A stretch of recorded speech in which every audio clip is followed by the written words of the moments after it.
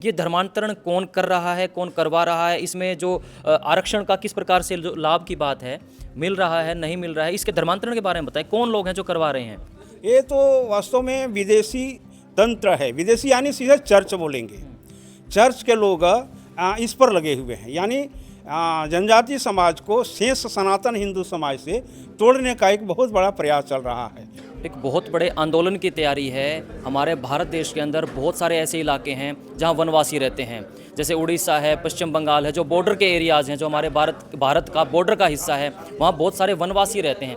लेकिन उनके कल्याण की कोई नहीं सोचता। उनका योगदान इस भारत देश में ज़रूर है। जहाँ जहाँ वो रहते हैं उनको वनवासी नाम दिया गया है, क्योंकि वो वनों में रहते हैं, या फिर हम कबीले बोल सकते हैं। पुराने ज़माने में जैसे आदिवासी रहते थे, जस्ट लाइक उनकी तरह वनवासी भी बहुत सारे हैं। लेकिन उनके कल्याण के लिए, उनके उत्थान के लिए कौन प्रयास कर रहा है? आज क्या सरकारों के अंदर उनके प्रयास के लिए सदन में, लोकसभा में आवाज़ें उठाई जाती हैं?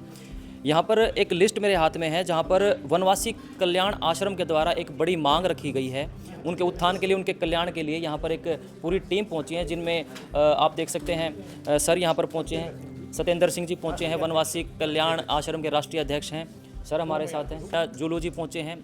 दरअसल यहाँ पर पहुँचने का उद्देश्य क्या है? उद्देश्य है कि जो वनवासी हैं उनकी पढ़ाई लिखाई का, उनके हर प्रकार का, उनका जो मोरल सपोर्ट बनने के लिए यहाँ पर लोग पहुँचे हैं। बातचीत करेंगे सर से। सर नमस्कार जी, अध्यक्ष जी आपका स्वागत है। कल मुझे थोड़ी सी जानकारी मिली थी कि वनवासी कल्याण आश्रम है, उनके उत्थान के लिए, उनके बेटरमेंट के लिए, उनकी पढ़ाई के लिए, जो कन्याएं हैं, जो लड़कियां हैं, उनके लिए आप प्रयासरत हैं। तो ये थोड़ा सा ब्रीफ में आप बताएं, कैसे आपकी टीम काम कर रही है, कैसे आप लोग पूरे भारत देश के अंदर जा जाकर उन बच्चों को आइडेंटिफाई कर रहे हैं जिनको, जो कुपोषण के भी शिकार हैं, जहाँ तक पढ़ाई प्रॉपर तरीके से नहीं पहुँच पा रही है। सो आप कैसे काम कर रहे हैं, थोड़ा सा अपने बारे में बताएं, और जो आपके साथ हैं उनके बारे में बताएं। नमस्कार। वनवासी कल्याण आश्रम जनजातीय समाज का धर्म संस्कृति का संरक्षण करते हुए उनके सब प्रकार का विकास हो, ऐसा कार्य कर रहा है। इसके लिए हम विद्यालय है, छात्रावास है, चिकित्सालय है, जगह जगह पर शिविर है, ग्राम विकास का है, कुछ जागरण का काम है, ऐसा काम चलता है। अब उसके माध्यम से हम उनके बीच में एक तो उनकी संस्कृति भी बचा रहे और उनका विकास भी हो।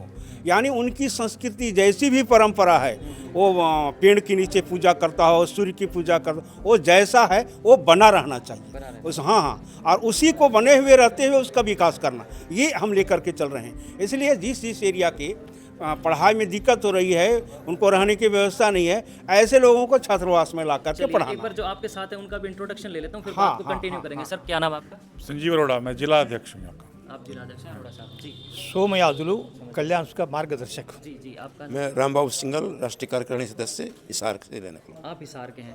आप कहाँ से बिलोंग करते हैं बेसिकली? जसपुर मेरा केंद्र है, छत्तीसगढ़। छत्तीसगढ़ से। क्योंकि वो एक ऐसा ट्राइबल एरिया है, आप भी समझते हैं वहाँ के जो हालात है, सर्कमस्टांसेज है, थोड़े बड़े टफ रहते हैं, चाहे वो नक्सलाइट्स हों या फिर और चीज़ें हों। तो किस प्रकार से आप उन चीज़ों को अपलिफ्ट करने का प्रयास कर रहे हैं, बीइंग ए राष्ट्रीय अध्यक्ष?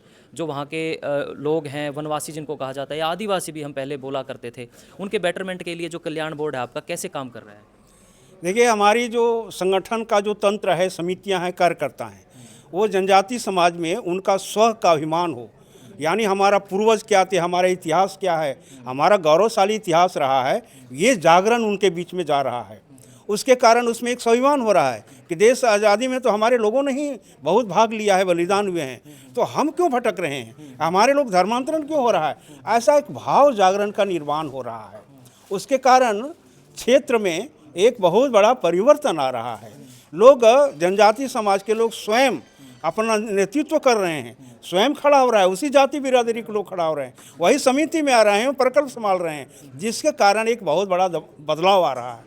लोग घर वापस कर रहे हैं, यानी अपने जात में भीतर हो रहे हैं। घर वापसी हो रही है। हाँ, लेकिन समाज उसको घर वापसी नहीं बोलता है, जात भीतर करना कहते हैं। जात भीतर करना। हाँ, ठीक है अध्यक्ष जी, एक मैं यहाँ टर्म पढ़ रहा हूँ, डीलिस्टिंग, जिसमें लिखा है कि धर्मांतरण करने वाले लोगों को नहीं मिलना चाहिए एसटी आरक्षण का लाभ। इसको थोड़ा सा क्लियर करें जो व्यूवर्स हैं, ये धर्मांतरण कौन कर रहा है, कौन करवा रहा है, इसमें जो आरक्षण का किस प्रकार से जो लाभ की बात है, मिल रहा है, नहीं मिल रहा है, इसके धर्मांतरण के बारे में बताएं। कौन लोग हैं जो करवा रहे हैं?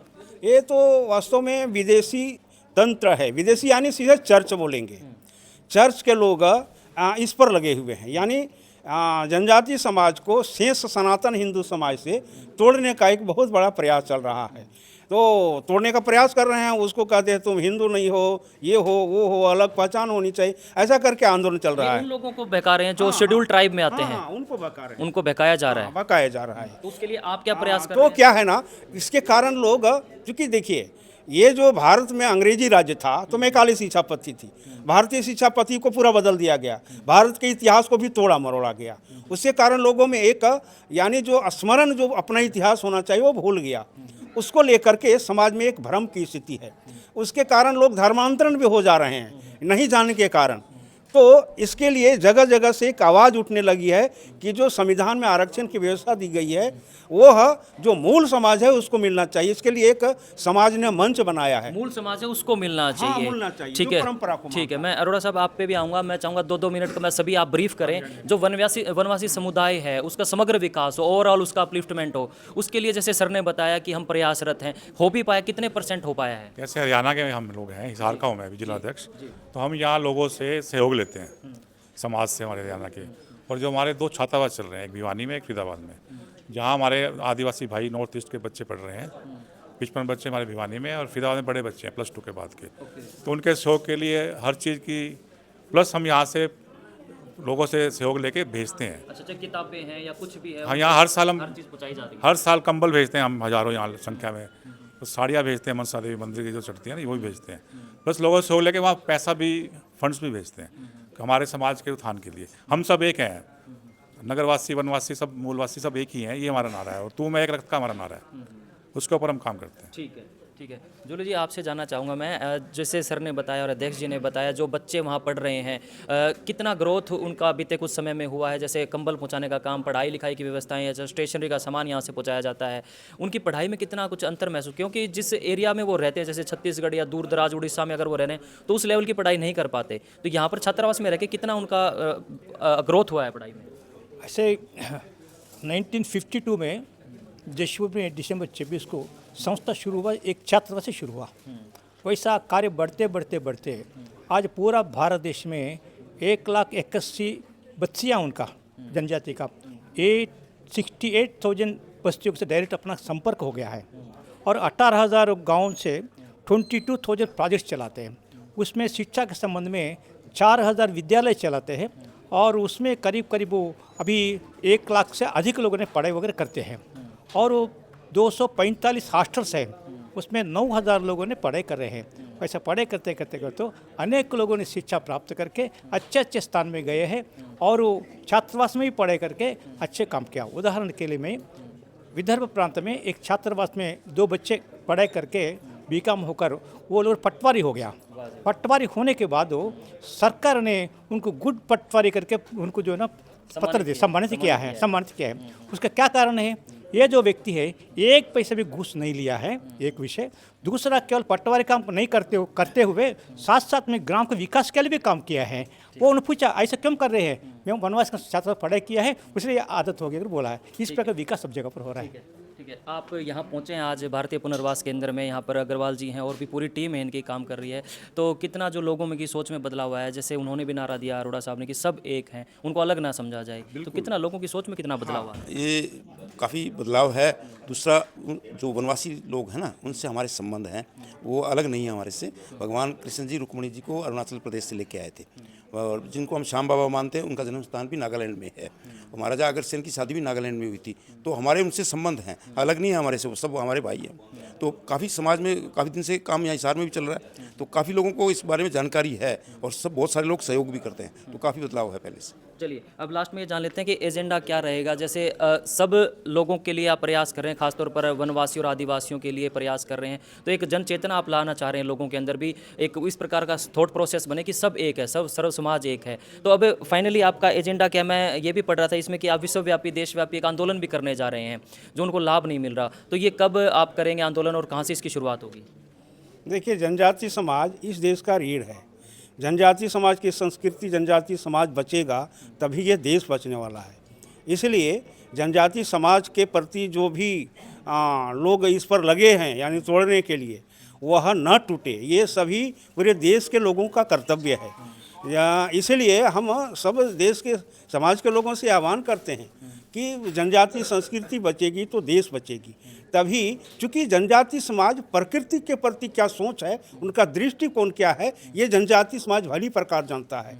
जैसे कहते हैं कि जनजातीय समाज का दृष्टिकोण क्या है, जैसे ये पंछियाँ झरने से पानी लेती हैं, नदियों से पानी पीती हैं। अब ये जो बछड़ा है अपने माँ का दूध पीता है, गाय का बछड़ा, वो उतना ही लेता है जितना उसको ज़रूरत है।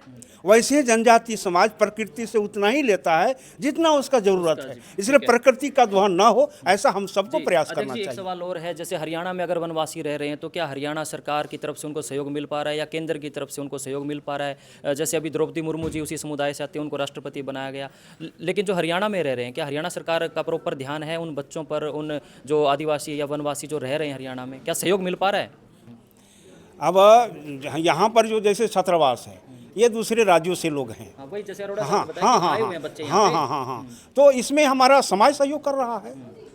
समाज सहयोग कर रहा है, इसमें सरकार का सहयोग का ऐसा कोई अपेक्षा भी नहीं है। अपेक्षा नहीं। नहीं है, समाज का सहयोग की अपेक्षा है। चलिए, ये डीलिस्टिंग की मांग उठाई गई है और जो एसटी का लाभ जो उनको मिलना चाहिए वो नहीं मिल पा रहा। इस चीज़ को लेकर के अध्यक्ष जी यहाँ पर पहुँचे हैं, सत्येंद्र जी जुलू जी पहुँचे हैं, अरोड़ा साहब पहुँचे हैं। इन सबका एक ही लक्ष्य है कि सबको मिल करके जो हमारे वनवासी हैं, जो आदिवासी हैं, जो बाहर से आए हुए हैं, उनको बराबर शिक्षा का अवसर मिले, हर प्रकार से उनको लाभ मिले, क्योंकि वो भी हमारे समाज का हिस्सा है, चाहे वो कहीं से भी आए हों, छत्तीसगढ़ के दूर दराज इलाके से, मोबाइल एरियाज से वो आए हों, लेकिन उनको भी बराबर जो है मौका मिले। जैसे सर ने बताया कि अभी पढ़ करके कुछ पटवारी लगे, उनको सम्मानित भी किया गया है। तो बहुत अच्छा ये एक विषय है। अब इसके ऊपर गहनता से अध्ययन करने के लिए ये आप देख सकते हैं, साथ में पोस्ट मैं लगा रहा हूँ इसमें, जिसके ऊपर इन्होंने पूरा अपना एजेंडा लिखा हुआ है कि किस प्रकार से गंभीरता के साथ वनवासी कल्याण आश्रम काम कर रहा है। और धर्मांतरण करने वाले जो लोग हैं उनको भी साफ तौर पर इन्होंने कहा है कि इस प्रकार से डीलिस्टिंग की जो मांग है उसको स्पष्ट करने की इन्होंने बात की, जिसमें संजीव अरोड़ा जी और भी बहुत सारे लोग यहाँ पर पहुँचे थे। बाकी कमेंट बॉक्स में आप भी अपनी सुझाव और सजेशन दे सकते हैं। बहुत बहुत धन्यवाद वीडियो देखने के लिए, शुक्रिया।